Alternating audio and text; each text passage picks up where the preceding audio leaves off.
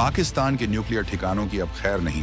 भारत के private space startups ने तैयार किया ऐसा रॉकेट इंजन जो पलक झपकते ही बदल देगा जंग का नक्शा। सिर्फ 72 घंटे में तैयार होगा महाविनाशक मिसाइल। 3D प्रिंटिंग टेक्नोलॉजी से बने इस अग्निबाण को देखकर रावलपिंडी में बज गई खतरे की घंटी। इसरो के बाद अब भारत के युवा वैज्ञानिकों ने संभाला मोर्चा। कम खर्च और ज्यादा ताकत के साथ अंतरिक्ष में ऐसी छलांग लगाई कि हिल गया इस्लामाबाद। पाकिस्तान अब तक भारत की अग्नि और पृथ्वी मिसाइलों से ही खौफ खाता था, लेकिन उसे पता ही नहीं चला कि भारत के एक छोटे से स्टार्टअप ने चेन्नई और हैदराबाद की लैब में बैठकर उसकी बर्बादी का नया सामान तैयार कर लिया है। ये कोई सरकारी प्रोजेक्ट नहीं है, बल्कि भारत के उन युवा इंजीनियरों का कमाल है जिन्होंने रॉकेट बनाने की पूरी परिभाषा ही बदल दी है। अब तक रॉकेट इंजन बनाने में महीनों, कभी कभी तो सालों लग जाते थे, लेकिन इन नौजवानों ने एक ऐसी मशीन का इस्तेमाल किया है जिससे रॉकेट इंजन वैसे ही प्रिंट होकर बाहर निकलता है जैसे पेपर पर फोटो प्रिंट होती है, और वो भी सिर्फ 72 घंटे में। पाकिस्तान के रक्षा विशेषज्ञ अब सिर पकड़कर बैठे हैं, क्योंकि उन्हें डर है कि इस टेक्नोलॉजी का इस्तेमाल भारत उन बैलिस्टिक मिसाइलों को बनाने में करेगा जिन्हें रोकना नामुमकिन होगा। सोचिए, अगर जंग के दौरान भारत हर तीसरे दिन एक नई मिसाइल तैयार करके खड़ी कर दे तो दुश्मन का क्या होगा? जी हाँ, ऐसा ही होने वाला है, क्योंकि भारत ने वो चमत्कारिक ब्रह्मास्त्र तैयार कर लिया है। दोस्तों, आगे बढ़ने से पहले सवाल है कि आखिर क्या है ये 3D प्रिंटिंग का जादू जिसने पड़ोसी मुल्क की नींद उड़ा दी है, और कैसे एक प्राइवेट कंपनी का रॉकेट पाकिस्तान की पूरी डिफेंस स्ट्रेटेजी को फेल करने वाला है। हम आपको बताएंगे इस धमाकेदार खबर की पूरी कहानी, तो बने रहिएगा वीडियो पर, और इस संबंध में आपके जो भी विचार हो कमेंट में लिखकर जरूर बताइएगा। न कोई बड़ा कारखाना, न सालों का इंतजार, एक कमरे में प्रिंट होकर निकलेगा वो इंजन जो दुश्मन के रडार को भी दे देगा चकमा। चीन की मदद भी अब नहीं आएगी काम। भारत की इस नई स्पेस फोर्स के सामने घुटने टेकने को मजबूर हुआ पड़ोसी मुल्क।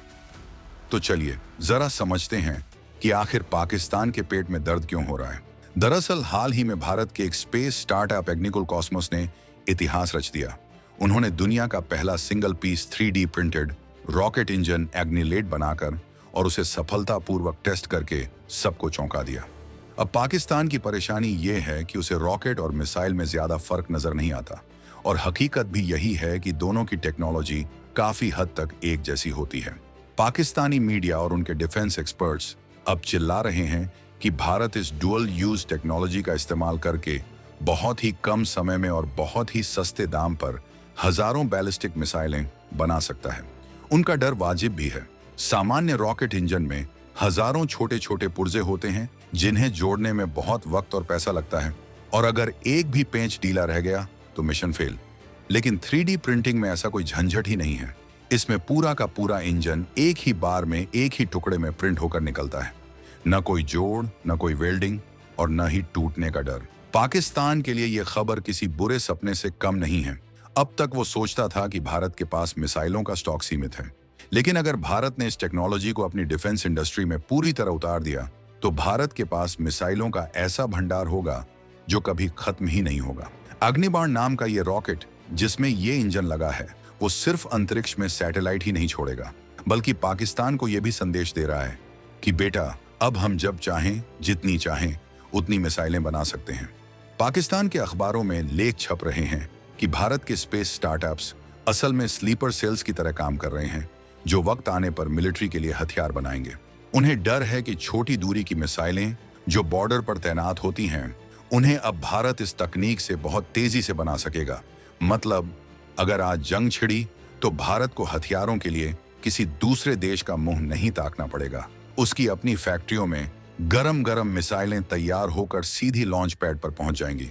अब जरा इस टेक्नोलॉजी की ताकत को गहराई से समझिए।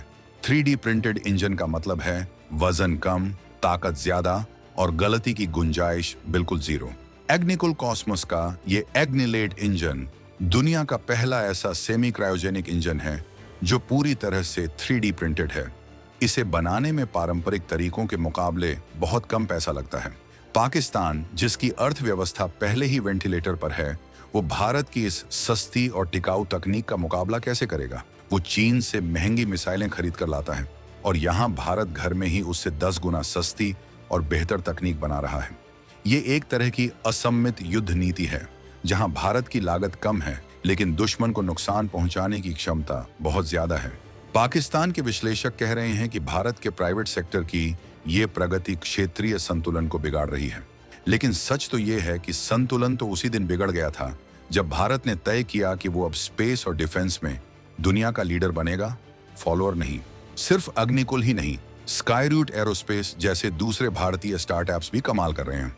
स्काईरूट ने तो विक्रम एस रॉकेट लॉन्च करके पहले ही झंडे गाड़ दिए हैं। इन कंपनियों के पास ऐसे लॉन्च व्हीकल हैं जिन्हें किसी बड़े लॉन्च पैड की जरूरत नहीं होती। इन्हें चलते फिरते ट्रकों से भी लॉन्च किया जा सकता है। पाकिस्तान का सबसे बड़ा डर यही मोबिलिटी है। अगर भारत ने इस तकनीक को मिसाइलों में डाल दिया तो भारत की मिसाइलें किसी एक जगह फिक्स नहीं रहेंगी। वो ट्रकों पर लदी होंगी, कभी राजस्थान के रेगिस्तान में तो कभी लद्दाख की पहाड़ियों में। पाकिस्तान के रडार इन्हें ढूंढते रह जाएंगे और जब तक उन्हें पता चलेगा तब तक खेल खत्म हो चुका होगा। इसे कहते हैं स्ट्रेटेजिक डेप्थ को खत्म करना। पाकिस्तान हमेशा अपनी स्ट्रेटेजिक डेप्थ की दुहाई देता था, लेकिन भारत की ये नई स्पेस टेक्नोलॉजी उसके हर कोने को अपनी जद में ले रही है। इस पूरी कहानी में एक और दिलचस्प पहलू है, आत्मनिर्भरता। अब तक स्पेस टेक्नोलॉजी सिर्फ इसरो जैसी सरकारी एजेंसियों के हाथ में थी, लेकिन मोदी सरकार ने जब से स्पेस सेक्टर को प्राइवेट कंपनियों के लिए खोला है, भारत में एक नई क्रांति आ गई है। ये युवा वैज्ञानिक न सिर्फ नासा और स्पेस एक्स को टक्कर दे रहे हैं, बल्कि परोक्ष रूप से भारत की राष्ट्रीय सुरक्षा को भी मजबूत कर रहे हैं। पाकिस्तान जानता है कि इसरो तो एक नागरिक संस्था है, लेकिन ये प्राइवेट कंपनियां मुनाफे और इनोवेशन के लिए काम करती हैं। इनकी रफ्तार सरकारी फाइलों में नहीं अटकती। अग्निकुल ने जो इंजन बनाया, उसे बनाने में उन्हें सिर्फ 3 से 4 दिन लगते हैं। सोचिए, 4 दिन में एक रॉकेट इंजन। अगर जरूरत पड़ी तो भारत ऐसी सैकड़ों 3D प्रिंटिंग मशीनें लगाकर 1 महीने में हजारों इंजन तैयार कर सकता है। ये मास प्रोडक्शन की क्षमता ही असली गेम चेंजर है। पाकिस्तान के पास न तो ऐसा टैलेंट पूल है, न ही ऐसा इकोसिस्टम। वो अपनी स्पेस एजेंसी सुपार्को को लेकर बैठा है, जो दशकों से कुछ खास नहीं कर पाई है। ऐसे में भारत के इन स्टार्टअप्स को देखकर उसे अपनी कमजोरी का एहसास हो रहा है। वो इसे स्पेस का सैनिकीकरण कह रहा है, लेकिन दुनिया जानती है कि टेक्नोलॉजी का विकास रुकता नहीं है। जो देश इसका सही इस्तेमाल करेगा वही राज करेगा। भारत ने साफ कर दिया है कि उसकी स्पेस टेक्नोलॉजी मानवता की भलाई के लिए है, लेकिन अगर कोई आंख दिखाएगा तो इसी टेक्नोलॉजी को बाहुबली बनने में देर नहीं लगेगी। 3D प्रिंटेड रॉकेट इंजन सिर्फ शुरुआत है। आने वाले समय में हम 3D प्रिंटेड ड्रोन्स और शायद 3D प्रिंटेड फाइटर जेट्स के पुर्जे भी देखेंगे। तो दोस्तों, ये है नए भारत की वो तस्वीर जिसे देखकर पड़ोसी मुल्क के पसीने छूट रहे हैं। एक तरफ उनके पास खाने के लाले हैं और दूसरी तरफ भारत का युवा स्पेस में नई दुनिया बसा रहा है। ये 3D प्रिंटेड इंजन सिर्फ एक मशीन का टुकड़ा नहीं है, बल्कि ये भारत के उस आत्मविश्वास का प्रतीक है जो कहता है कि हम किसी से कम नहीं। क्या आपको लगता है कि भारत को इस टेक्नोलॉजी का इस्तेमाल अपनी मिसाइल ताकत बढ़ाने के लिए खुलकर करना चाहिए? क्या प्राइवेट स्पेस कंपनियों को डिफेंस सेक्टर में और ज्यादा मौके मिलने चाहिए? अपनी राय कमेंट्स में जरूर बताएं और वीडियो को लाइक करना ना भूलें।